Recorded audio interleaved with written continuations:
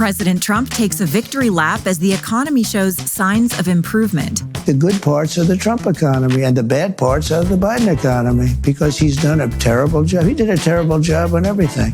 I'm Georgia Howe. John Bickley is off today. It's Monday, May 5th, and this is Morning Wire.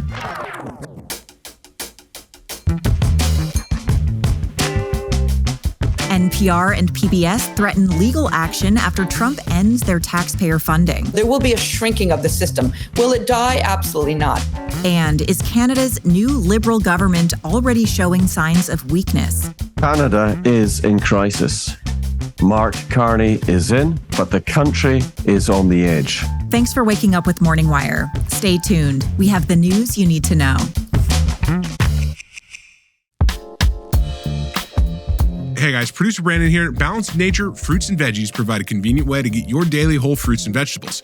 Using a special freeze-drying process, they transform fresh produce into easy-to-take capsules that you can bring anywhere. While not replacing a healthy diet, Balanced Nature works alongside your other healthy habits to support your wellness journey.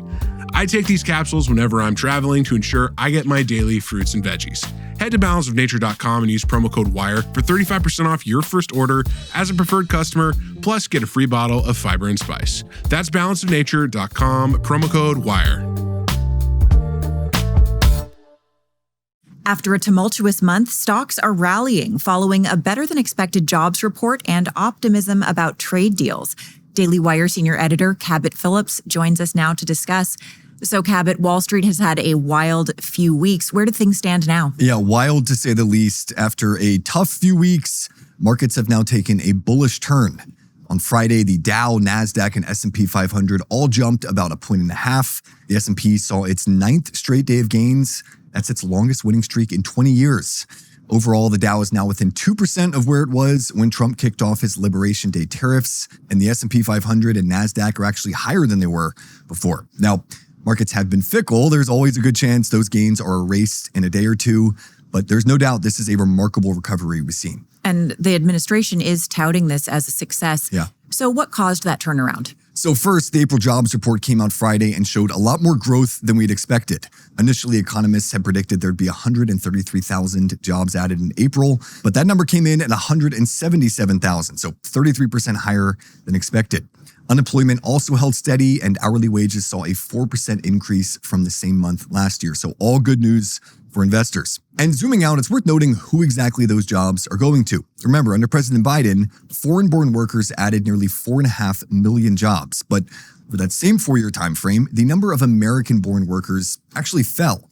So all of the net job growth from 2021 to 2024 in the U.S. was concentrated among folks born outside of the U.S. But in April, the number of foreign-born workers decreased, meaning all of the net job growth we saw last month was among American-born workers. And it was also concentrated in the private sector. As government employment declined for its third straight month, you can see DOGE really kick into gear. Mm-hmm. So it sounds like employers are hiring despite the tariffs. Yeah, at least more than we were expecting. And it's Americans, it looks like. Yes, exactly. Now, there's also been some movement on the China front. What's happening there? So at the start of last week, China was projecting a clear willingness to dig in for a long trade war and weather the economic storm. They were trying to force the U.S. to blink first. The Communist Party said they were prepared to increase payouts for the unemployed, subsidize new housing projects, and incentivize their own people to buy more domestic products. But on Friday, we saw our first real sign that Beijing was open to de-escalation, with the country's commerce ministry saying, quote, "If the U.S. wants to talk, our door is wide open." As a sign of that new willingness to strike a deal, the Wall Street Journal reported that Beijing is weighing a potential crackdown on fentanyl production as a show of goodwill to the U.S. They've also been reaching out for details from the White House on what they're looking for. Remember, China produces the vast majority of the chemicals used in making fentanyl. They then ship it over to Mexico and other countries where it is trafficked in by cartels and others. Investors took that report as evidence that Beijing was looking for an off-ramp, and markets responded accordingly. Here's Trump speaking to Chinese tariffs on Meet the Press Sunday. At some point, I'm going to lower them because otherwise you could never do business with them. Yeah. And they want to do business very much. Look, their economy is really doing badly. Their economy is collapsing.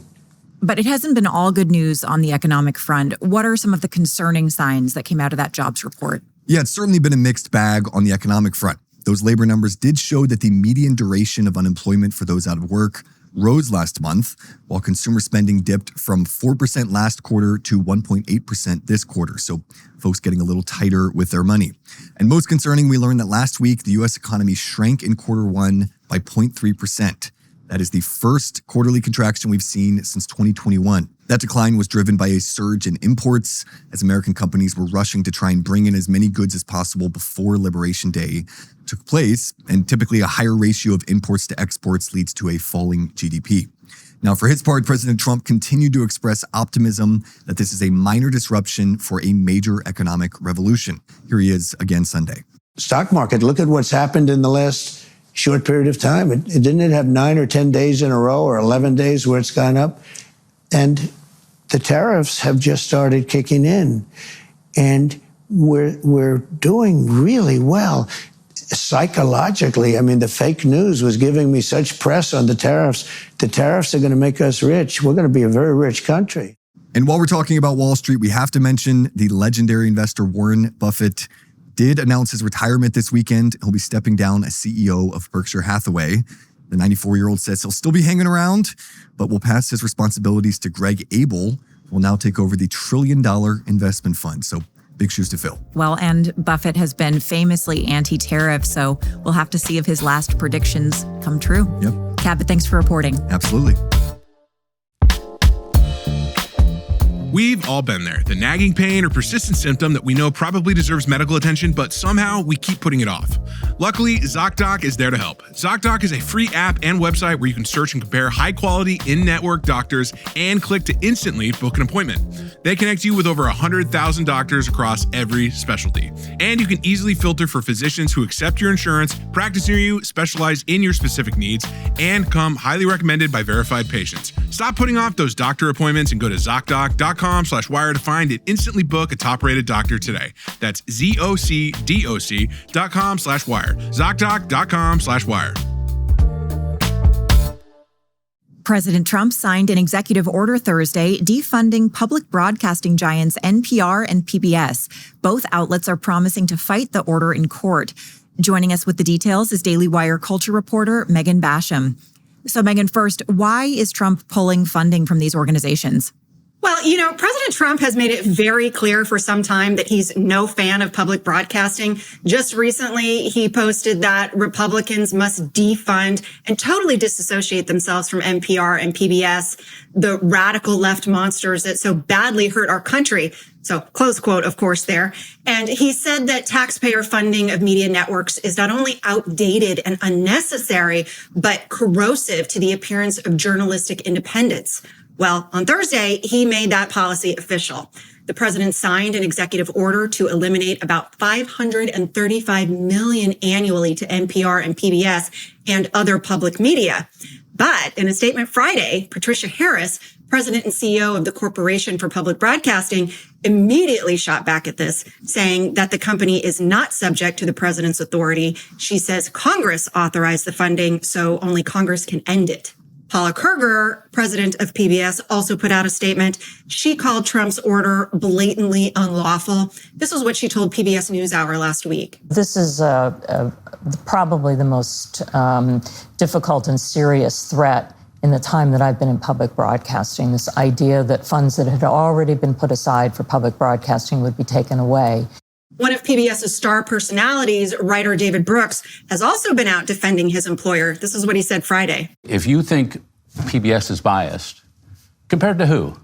Name one news organization in America, and I shouldn't be defending us, I get paid by PBS, but I'm going to do it, who's more straight down the line than we are. Both PBS and CPB say that they are going to pursue all legal options to block Trump's order. So both threatening legal action. Now, NPR's CEO Catherine Marr has kind of been the public face of Republicans' argument for defunding. What is she saying? Yeah, and the administration and its allies have really zeroed in on her past statements, like a 2018 X post that called Donald Trump a racist. Now, she later deleted that, but in 2022, in a TED Talk, she also suggested that a reverence for the truth can be a distraction from positive social change. So I would say that she's not as out front as the others, likely because of her past public comments and associations. But she also put out a statement indicating that NPR is going to fight this in court. Now, besides Maher's comments, what other evidence is the administration pointing to demonstrate liberal bias? I would say that maybe the most noteworthy item here is Yuri Berliner. He exposed NPR's dismissal of the Hunter Biden laptop story and its focus on diversity initiatives over balanced reporting. So Berliner's suspension after his whistleblowing especially fueled that feeling that NPR has been silencing non-leftist voices. This is what he told the Free Press last year. I think after a while we started covering Trump in a way that like a lot of legacy news organizations, that we were trying to damage his presidency. So no doubt a lot of that evidence is going to end up in court. Well, it'll be very interesting to see how the courts rule. Megan, thanks for reporting. My pleasure. Election season may be over in Canada, but the political drama is just beginning. Last week, Mark Carney led his Liberal Party to a stunning comeback, but fell just short of a majority. Joining us to make sense of Canada's politics is Daily Wire reporter Tim Pierce. So, Tim, what can we learn from Canada's election results? Hey, Georgia, the Liberal Party of Canada has been in power for nearly 10 years. Last week marked their fourth consecutive win with Mark Carney as prime minister. But they aren't nearly as popular as that showing would lead you to believe. Carney's predecessor, Justin Trudeau, was so unpopular that he had to step down to avoid a total electoral blowout.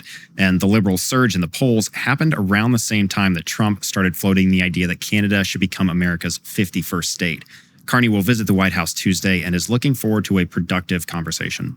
I go there with the expectation of constructive, difficult, but constructive discussions. That's the spirit of the conversations that the president and I had. Many Canadians, particularly on Canada's more densely populated east, rallied around Carney as the best man to take on Trump. But recent polling suggests that some Canadians would rather be a part of the U.S. or their own independent country rather than remain under a Liberal government.